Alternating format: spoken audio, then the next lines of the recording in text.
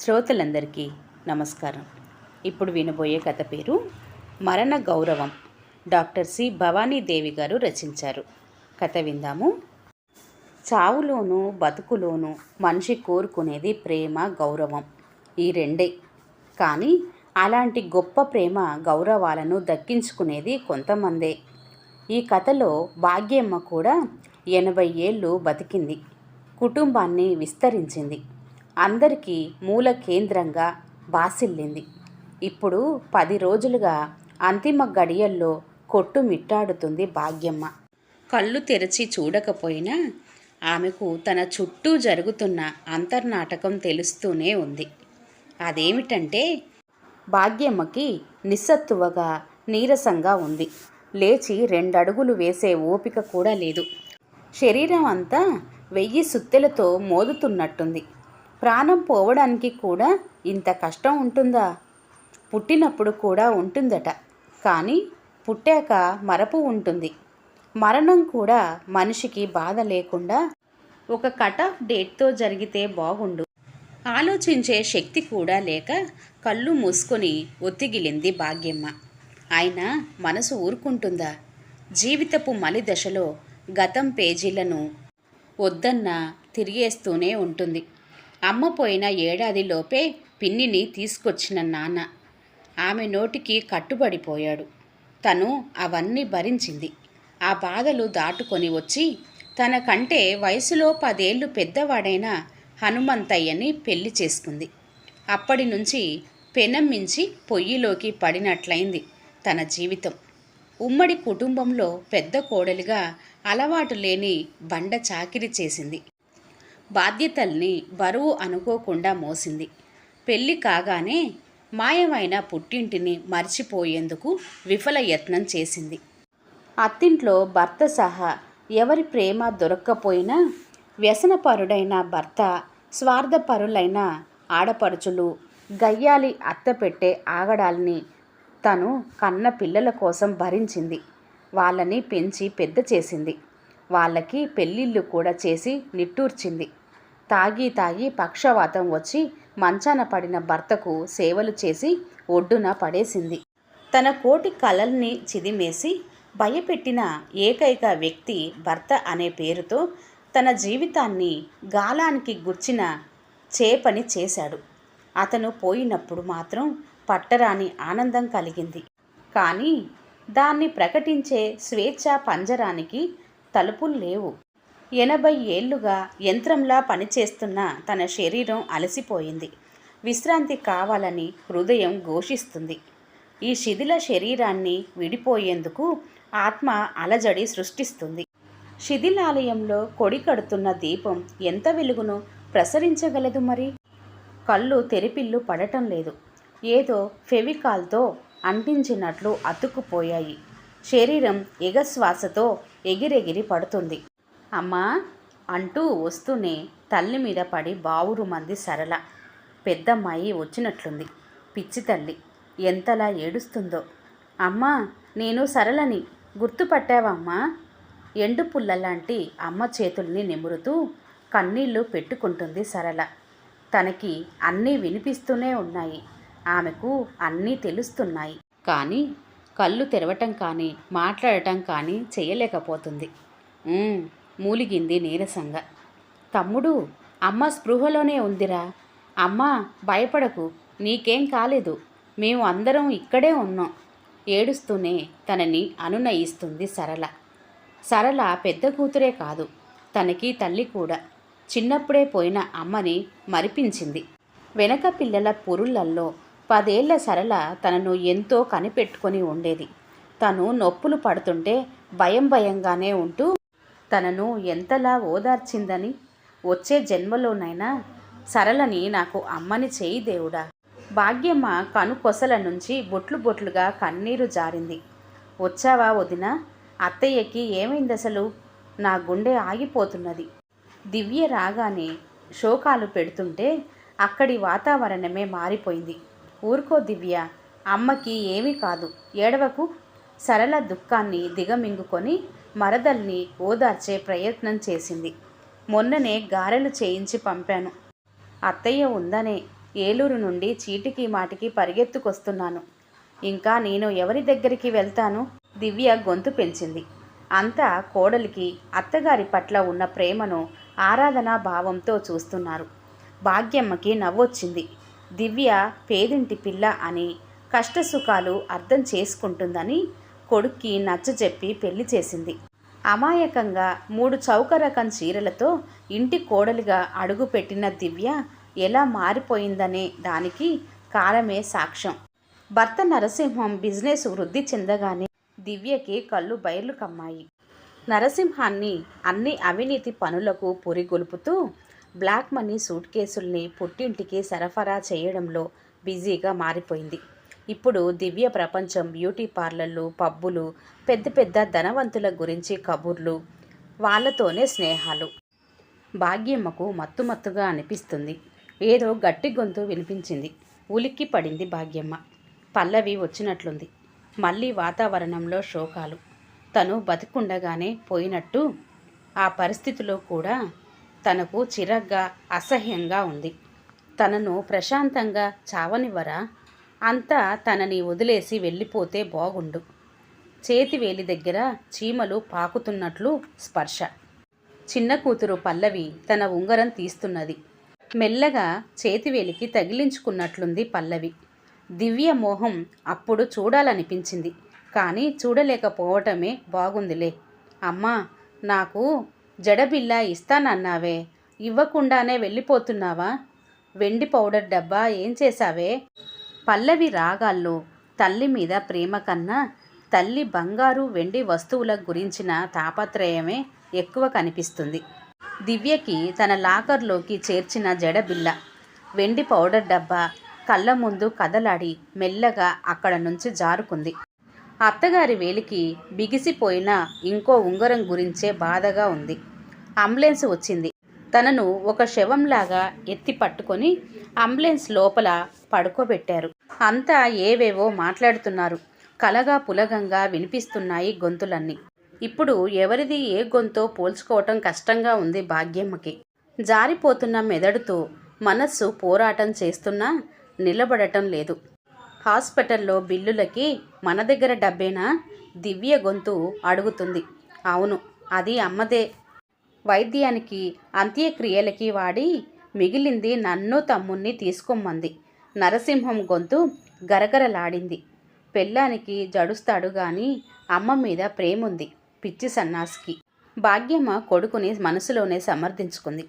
ఈవిడని హాస్పిటల్కి తీసుకువెళ్తే మనం ఇక ఆస్తులు అమ్ముకోవాల్సిందే. దివ్య గొంతు నిండా కరుడుగట్టిన స్వార్థం, కోపం కలగలిసి వినిపిస్తుంది. దివ్య ఇక్కడ అమ్మటానికి పుట్టింటి ఆస్తులేమీ తన వెంట తేలేదుగా. ఇదంతా తన భర్త సంపాదన, కొడుకు సంపాదన. కొడుకు సంపాదించిన దాంట్లో తల్లికి హక్కు ఉండదా? ఇంత బాధలోనూ హక్కులేమిటి తన పిచ్చి కాకపోతే అని నవ్వుకుంది. 4 రోజులు ఇంట్లోనే ఉంచేస్తే మొత్తం డబ్బులన్నీ మిగులుతాయి. దివ్య గుసగుసగా అన్నా తనకి వినిపిస్తుంది. ఏమిటో తనకు చెముడైనా రాలేదాయే. నోర్ముయ్. పెళ్ళాన్ని మొదటిసారి కసిరి అంబులెన్స్ని ముందుకు కదలమన్నాడు నరసింహం. చిన్నాడు ఫోన్ చేశాడో లేదో భాగ్యమ్మ అనుకుంటుండగానే నరసింహం జేబులో మొబైల్ మోగింది. ఆశగా శక్తుల్ని కూడా తీసుకుని వింటుంది భాగ్యమ్మ. ఏరా, ఇంకా బయలుదేరలేదు? ఉద్యోగం ఎప్పుడూ ఉండేదే. అమ్మ నీకోసం కలవరిస్తుంది, వచ్చేయ్. ప్రేమ హాస్పిటల్కే. చిన్నాడికి తనంటే ప్రేమే, కానీ పిచ్చి విధవకి ఆ సాఫ్ట్వేర్ ఉద్యోగం వల్ల తీరదు. ముంబైలో ఒంటరిగా ఏం తింటున్నాడో, ఎవరో అమ్మాయితో తిరుగుతున్నాడని తమ ఊరు వాళ్ళే చూసి చెప్పారు. అది కాస్త వాడి నోటే విని ఆ కాస్త శుభకార్యం జరిపించాక చనిపోతే బాగుండేది నవ్వుకుంది భాగ్యమ్మ.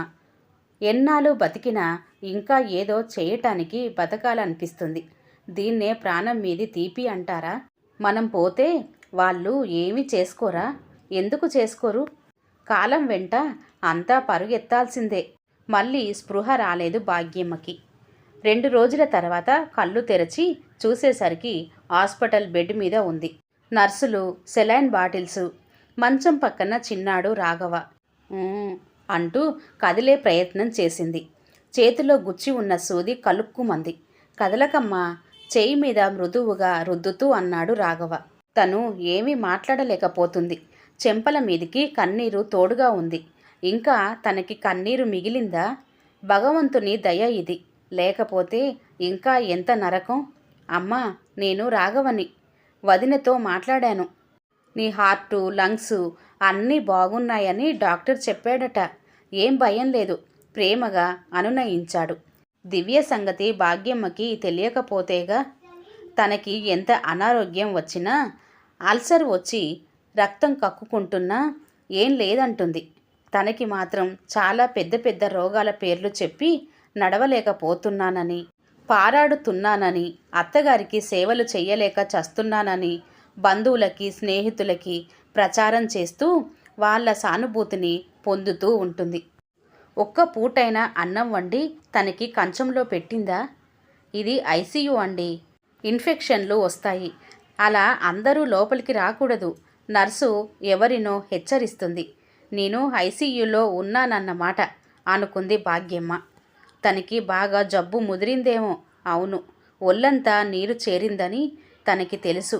నడవలేకపోయింది కదా. ముక్కుకు ఏదో డిప్పలాంటిది తగిలించారు. అది నోటిని కూడా మూసేసింది. కానీ ఇప్పుడు గాలి బాగా ఆడుతుంది. కాస్త నయంగా అనిపించింది. కళ్ళు మూసుకున్న మగతగా ఉన్న ఆలోచనలు మాత్రం ఆగటం లేదు. దివ్య లోపలికి వచ్చింది. అత్తయ్య ఎలా ఉంది? ఆ గొంతులో అదే కరుకుదనం. మూలిగింది భాగ్యమ్మ. నరసింహం గొంతు వినిపిస్తుంటే ప్రాణం లేచి వస్తుంది.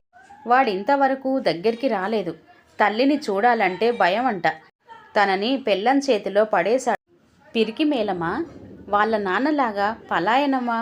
రోజుకి 50,000 అవుతుందట నిష్ఠూరంగా అంటుంది దివ్య. ఇంతలో డాక్టర్ గొంతు. నర్సుల హడావుడిలో ఎవరున్నారో వెళ్ళారో తెలియటం లేదు. స్పృహ వస్తూ పోతూ కింద మీద అవుతూ వెంటిలేటర్ మీద ఓ వారం గడిచింది. వెంటిలేటర్ పెట్టడానికి పర్మిషన్ అడిగినప్పుడు సరళ ఉంది. సంతకం చేసింది. ఎవరిని అడిగి సంతకం చేశారు? డాక్టర్ వచ్చినప్పుడు మీరెందుకు డిస్కస్ చేశారు? నాకు కబురు చెయ్యమని చెప్పాను కదా. అంతా పెత్తనం చేసేవాళ్లే. హాస్పిటల్ వరండాలో దివ్య గొంతు తప్ప ఏమీ వినిపించటం లేదు. సరళ విలవిల్లాడిపోయింది. బీదింటి పిల్లను కోడలుగా తెచ్చుకుంటే ప్రేమ, మర్యాదలు తెలుస్తాయని తను కూడా సమర్థించింది. ఇప్పుడు దివ్యని చూస్తుంటే అమాయకంగా జడను రిబ్బన్తో మడిచి కట్టుకొని బెదురుగా అడుగుపెట్టిన ఆ అమ్మాయే అంటే నమ్మలేం. సరళ చిన్నబుచ్చుకుంది. మరణశయ్యం మీద అమ్మ ఆఖరి క్షణాల్లో ఉంటే కూతురుగా ఆమె వైద్యం విషయంలో బాధ్యత తీసుకోకూడదా?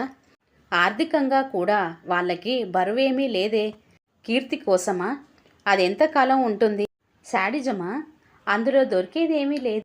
కూతుళ్ళు సేవలకే గాని చిన్న చిన్న నిర్ణయాలకి కూడా పనికిరారు.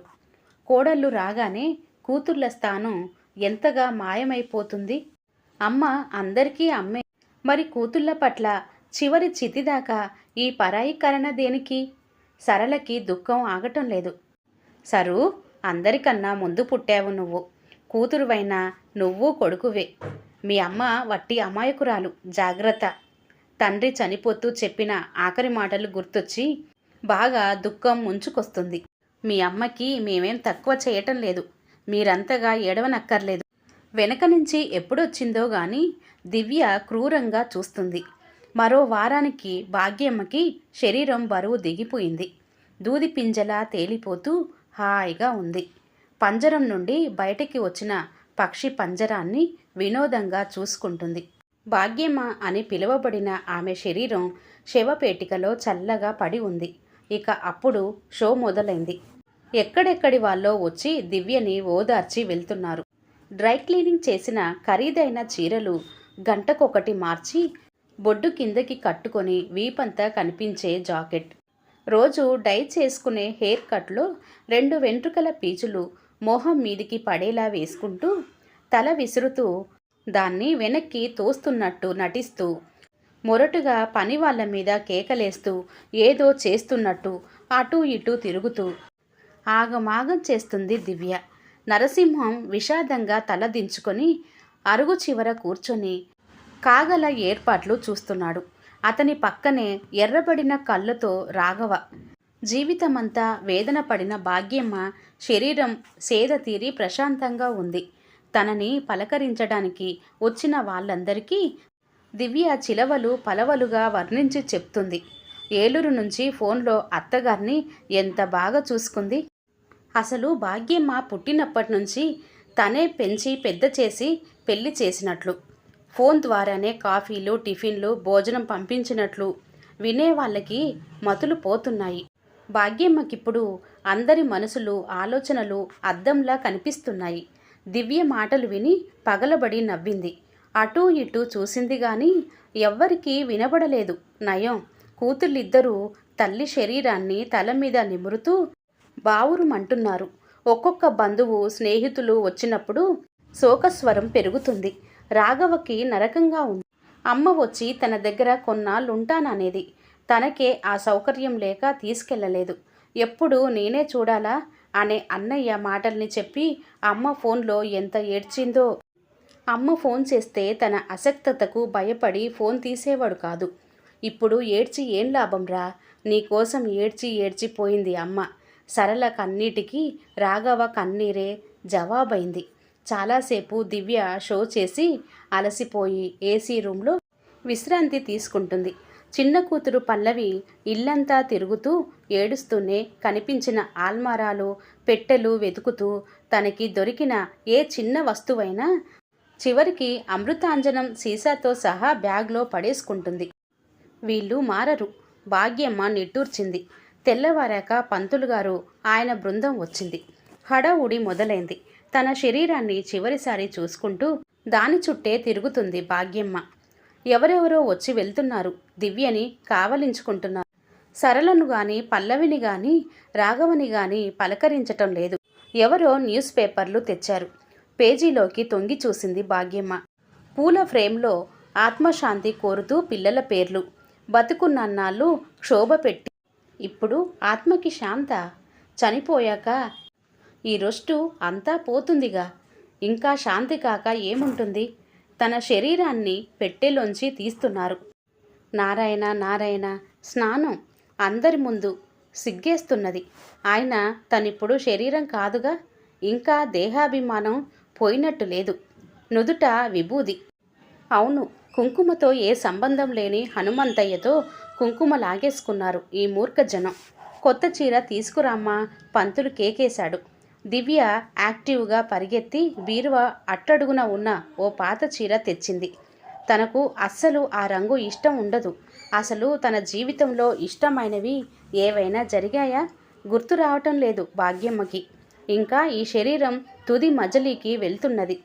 మంత్రాలున్నా లేకపోయినా ఓసారి తన స్వంత ఊరికి పోవాలనిపిస్తుంది.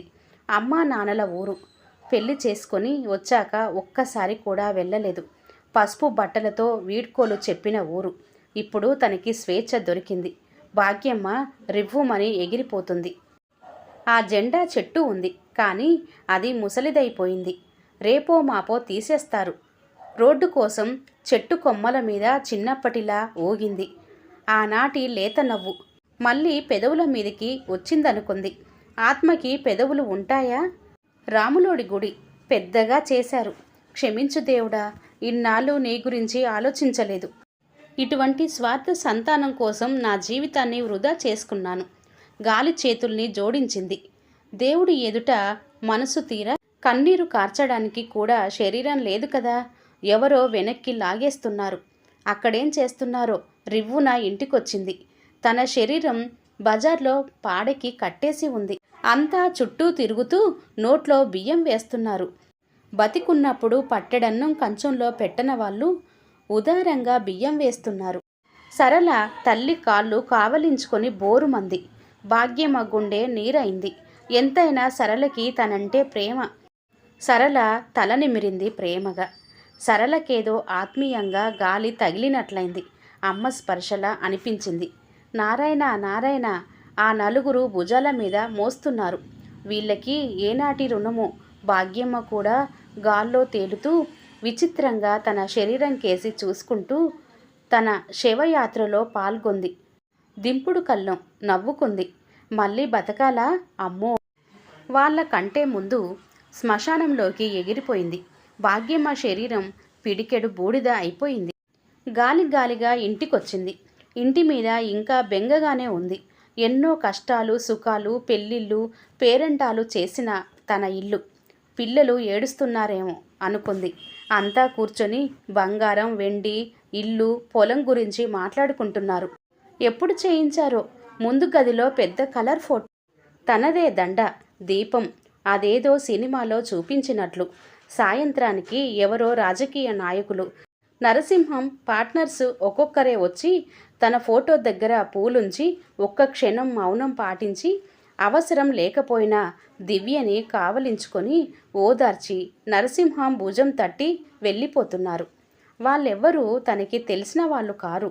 వాళ్ళ సంతాప మౌనంతో 100 బిజినెస్ లావాదేవీలు చక్కర్లు కొడుతున్నాయి. పైగా తాగిన కంపు. భాగ్యమ్మకి వాంతి వస్తున్నట్లనిపించింది. తను ఎప్పుడూ పడుకునే గదిలోకి వెళ్ళి అదే మంచం కింద ముడుచుకుంది అలసటగా. మర్నాడు సంచయనంలో తన వేలికి బిగిసిన ఉంగరం తాలూకు బంగారం తేలేదని నరసింహాన్ని కేకలేసింది దివ్య. భాగ్యమ్మకి సంతోషంగా ఉంది. ఎంతెంత బంగారం ఇచ్చింది. అయినా వీళ్ళ కరువు తీరేదేనా? పాపం ఆ కాటి కాపరికి దొరకటం తనకి తృప్తిగానే ఉంది. మర్నాటి నుంచి కర్మ జరుగుతుంది. అందరి మొహాల్లో పెద్ద రిలీఫ్. గుండ్రంగా అందంగా ముచ్చటగా పెద్ద పెద్ద పిండాలు చేసిపెట్టి తనని తినమని మంత్రాలతో పిలుస్తున్నారు. పిండాల దగ్గర కూర్చొని మంచి మంచి చీరలతో దివ్య ఫోజులిస్తుంది. భాగ్యమ్మకి వెగటుగా ఉంది. ఆకలి దాహం తీరేదేలా? చిటికెడు ప్రేమ కావాలి, గుప్పెడు ఆత్మీయత. ఎటువంటి బంధనాలు అవరోధాలు లేని స్వచ్ఛతతో బతికుండగా దొరకని దానికోసం చచ్చిపోయాక కూడా వెంపర్లాట. పిచ్చిదాన్లా ఇల్లంతా వెతుక్కుంటూ అటూ ఇటూ తిరుగుతూ దొడ్లోకెళ్ళింది భాగ్యమ్మ. బాదం చెట్టు కింద ఎవరో అస్పష్టంగా కనిపించారు. దగ్గరికి ఎగిరెళ్ళి మొహంలోకి చూడాలని ప్రయత్నించింది. బాదం చెట్టు అరుగు మీద మోకాళ్ళ మధ్య తలదించుకొని వెక్కి వెక్కి ఏడుస్తున్న సుందరిని చూస్తే కరిగి నీరైంది. ఏదో మంచు తెర కమ్మేసినట్లు చలేసింది. సుందరి హఠాత్తుగా తలెత్తి చూసింది. ఎవరూ లేరు. దూరంగా మంత్రాలు. భాగ్యమ్మ సుందరిని చూసి జాలిపడింది. తను పట్టించుకోలేకపోయింది. కానీ ఈ 3 రోజుల నుంచి ఈ పిల్ల ఏమీ తినలేదని అర్థమైంది. ఏడ్చి ఏడ్చి కళ్ళు ఉబ్బిపోయాయి. 4 నెలలుగా తనకి స్నానం చేయించి వీపుకి పుల్లు పడకుండా ముందు పౌడర్ అద్ది మలమూత్రాలు శుభ్రం చేసి బట్టలేసి బతిమాలి అన్నం తినిపించి ఇవన్నీ చేసేది అమ్మే కదూ. అమ్మ మోహం చూడలేదు. తన తల్లే సుందరిలా వచ్చి ఇవన్నీ చేసింది. బంగారం ఆస్తి హక్కుగా తీసుకున్న వాళ్ళెవ్వరూ తిన్నావా లేదా అని అడగలేదు. పైగా ఎప్పుడు చస్తానా అని ఎదురు చూశారు. తనకి మరణ గౌరవం సుందరి వల్లే దొరికింది. అమ్మగారు నన్నొదిలి వెళ్ళిపోయావమ్మా. మీ నీడలో కూతురిలా చూశారు. అనాథని అమ్మలా చూశారు. ఇప్పుడు నిజంగా అనాథనే అమ్మా. కదిలి కదిలి ఏడుస్తున్న సుందరి శోకం భాగ్యమ్మని తుఫాన్ గాలిలా ఊపేసింది. ఆత్మశోకంతో ఆ అమ్మాయి చుట్టే తిరిగింది. సుందరి వీపు నిమురుతుంది భాగ్యమ్మ ఆత్మ. ఇంటి వరండాలో షో సవ్యంగా జరుగుతుంది. పిండాలు ఆవుకు పెట్టాలి లేదా నీళ్లల్లో పంతులు చెబుతున్నాడు. భాగ్యమ్మ పిండాలకేసి కన్నెత్తి చూడటం లేదు. సుందరి దగ్గర కాసేపు కూచుంటే ఆకలి తీరిపోయింది. దాహం వేయటం లేదు. ఆఖరిసారి సుందరికేసి ప్రేమగా చూసింది. మనసారా ఆశీర్వదించింది. ఇప్పుడు భాగ్యమ్మ ఆత్మ ఆమె మనసులాగే తేలిక పడింది. ఇల్లు గాని పిల్లలు గాని ఏదీ గుర్తు రావటం లేదు. ఎటో ఎటో ప్రయాణిస్తూ మరో మంచి జ్ఞాపకం కోసం. దాన ధర్మాలు ప్లాస్టిక్ కన్నీళ్ళు దొంగలెక్క భజన సంఘాల భోజనాల మధ్య షో నడుస్తూనే ఉంది దివ్యంగా. ఈ కథ ఇంతటితో సమాప్తమండి. కథ కనుక నచ్చినట్లయితే దయచేసి ఒక లైక్ మాత్రం చేయండి ప్లీజ్.